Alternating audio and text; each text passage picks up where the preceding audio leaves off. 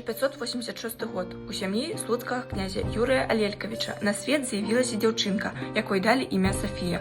У год нараджэння Сафіі памірае маці, пазней і бацька.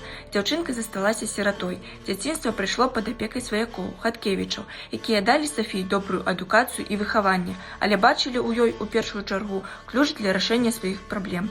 Нягледзячы на юны ўзрост, менавіта Сафіі наканавана было адыграць ключавую ролю у прадухіленні канфлікту паміж родам Радзівілаў і хаткевічаў. Гэты канфлікт мог бы перарасці ў сапраўдную вайну. Ні каралеўскія пасты, ні высокая царкоўная іерархія не маглі іх прымірыць.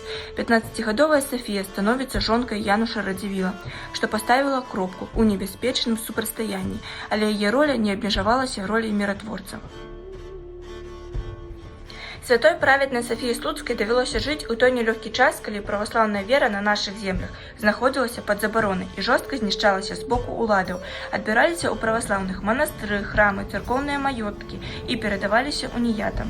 Праваслаўных вернікаў падвяргалі праклёну, сілай заганялі ва ўняцкія цэрквы. І толькі слуцкае княства, якім валодала Сафія, засталося непрыступнай крэпасцю праваслаўя. Дзякуючы цвёрдай пазіцыі і яе аўтарытэту ніводны храм у горадзе не быў перададзены уніятам. Княгіня падтрымлівала царкоўнае брацтва, ахвяравала на храмы Божыя, выдзяляла сродкі на будаўніцтва цэркваў. Жыццё святой абарвалася рана, ва ўзросце 26 гадоў.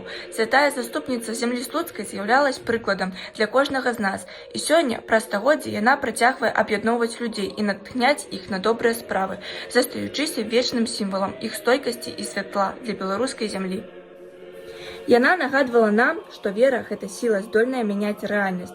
Будучы фізічна слабой маладой жанчынай, яна супрацьстаяла магутным палітычным і рэлігійным плынам.